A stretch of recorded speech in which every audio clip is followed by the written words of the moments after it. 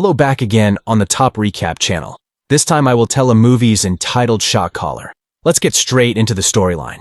The film tells the story of a man named Jacob Harlan, a successful stockbroker living a comfortable life in California with his wife, Catherine, and their young son, Joshua.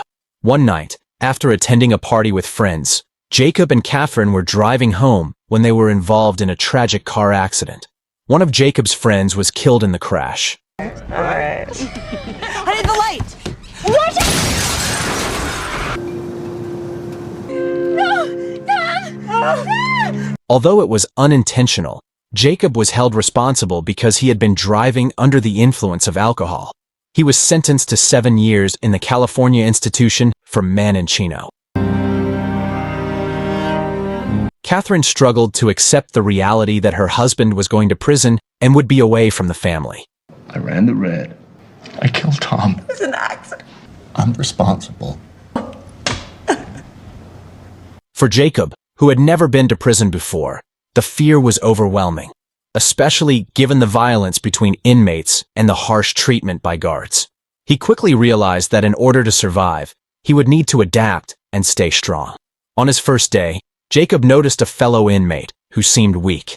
That night, he overheard the same inmate being assaulted by others. It became clear to Jacob that weakness was dangerous in prison. If he didn't appear confident and strong, he could become an easy target.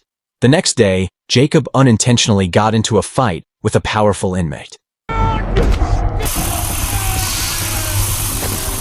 the ground! Spray it! As a result, he was placed in solitary confinement for 30 days.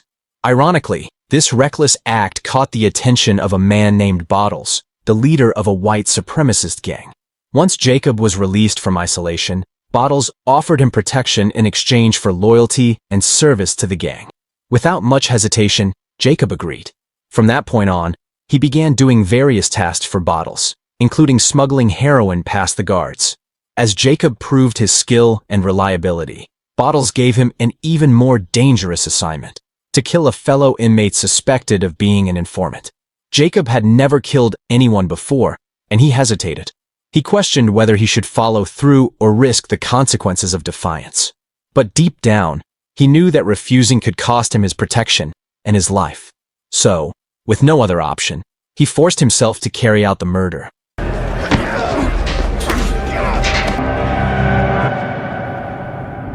Nothing in between can exist here. Afterward, Jacob was consumed with guilt and frustration, but he understood that survival came at a cost. Over time, he began to rise in the gang's ranks. He earned the nickname Money. Prison life hardened him.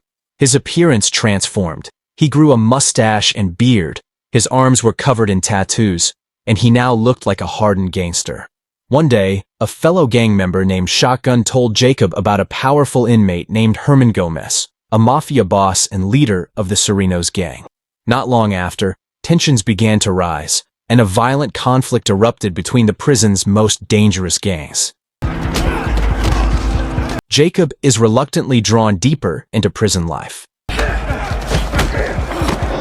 Seeing an opportunity to earn Herman's trust, he steps in when another inmate attacks Herman, killing the assailant right in front of him. This act makes Herman feel indebted to Jacob, and Jacob earns newfound respect from other gang leaders. But the prison surveillance cameras capture everything. As a result, Jacob's sentence is extended by another 9 years. When Catherine finds out, she's devastated. Weighed down by guilt and hopelessness, Jacob decides to sever ties with his family. He urges Catherine and their son to forget him and move on, warning them not to expect him back in their lives. After the violent incident, Jacob is transferred to Corcoran State Prison, a maximum security facility housing the most dangerous criminals. There, he learns from another inmate that the most powerful figure inside isn't Redwood, but someone known only as the Beast, the feared leader of a global gang. To meet the Beast, Jacob intentionally picks a fight with one of the most dangerous inmates. His plan works. When the Beast hears about Jacob's actions, he's intrigued and tells a bodyguard named Robert to bring Jacob to him. Though behind bars, The beast controls his empire both inside and outside the prison. With the help of corrupt guards, no one dares to oppose him. Impressed by Jacob's determination, the beast promotes him to second in command. Are you ready?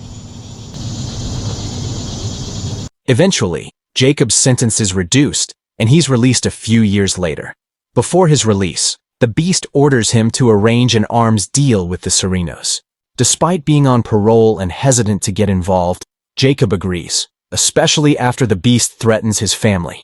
Once free, Jacob is welcomed by Shotgun and other former inmates.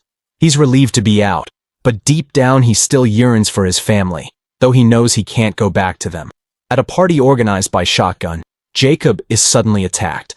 The source of the attack is unknown, but it makes him more wary of everyone around him. The next day, he reconnects with Herman Gonzalez, who has also been released. Together, they discuss the weapons deal with the Serranos. We both need this to go smooth. It will. Later, Jacob secretly visits Catherine to give her some money. She refuses at first, but Jacob insists. He deserves better. You deserve better. Then he walks away, knowing he doesn't belong in their lives anymore.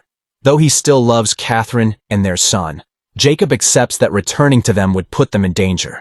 When Catherine and Joshua visit him, Jacob turns them away before his gang can see them. You, your mom, are on your own trajectory now. I'm on another. Let's stay away. Joshua pleads with his father, saying he doesn't understand why Jacob is abandoning them and wants to face the danger together. Jacob, torn by love and fear, knows he can't stay. Letting them go is the only way to keep them safe, because the gang won't ever truly let him go. After an emotional reunion with his family, Jacob is overwhelmed by how much his son has grown without him. Deeply moved, he decides it's time to put an end to everything, for good. He knows it's the only way to ensure his family's safety and free them from the dangers of his criminal life. Meanwhile, Jacob's parole officer, Ed Kutcher, uncovers Jacob's involvement in an illegal weapons deal with the Serranos gang. The tip comes from Shotgun, a fellow inmate who was jealous of Jacob's rise to power as the beast's second-in-command. But Jacob is already one step ahead.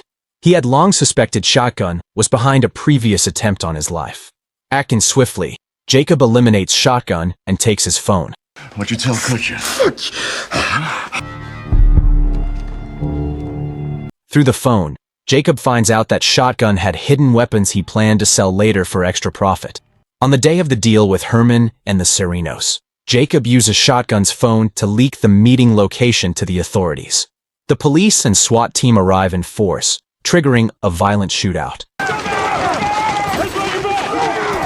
Jacob is caught and returned to prison. After the investigation, Jacob is sentenced to life without the possibility of parole. He refuses Kutcher's offer of a full pardon in exchange for testifying against the beast, knowing that doing so would only put his family in greater danger. Harlan, when I walk out of here, the deal walks with me, man. Have a nice trip. Back at Corcoran State Prison, the beast learns of Jacob's betrayal and vows to exact revenge by killing Jacob's wife and son. But Jacob has planned for this. Before being incarcerated again, he secretly smuggled in a razor blade and stole a key to his handcuffs from the guards. The next day, the beast delivers a chilling threat against Jacob's family. When guard Robert comes to escort Jacob, Jacob attacks him and forces him to surrender the key to the beast's cell. Jacob then locks Robert in a cell and confronts the beast face to face. A brutal fight breaks out, and Jacob ultimately kills the beast with the razor he had hidden. Nobody's touching my family. Jacob tells Robert to testify that he acted in self-defense and even offers him a generous reward in return. Robert agrees. I'm running the show now. With the beast gone, Jacob assumes his position as the most feared and respected inmate in the prison. He rises to power, taking over the beast's role as one of the world's most influential gang leaders. Now, knowing that his family is finally safe, Jacob accepts his life sentence. He also informs Kutcher where the rest of the hidden weapons can be found. Later, Jacob receives a heartfelt letter from his son, Joshua. In it, Joshua writes that he and his mother are living happily and have forgiven him. Jacob is deeply moved as he looks at old photographs of his family. He realizes that giving up his freedom and his future was the price he had to pay to protect the people he loves.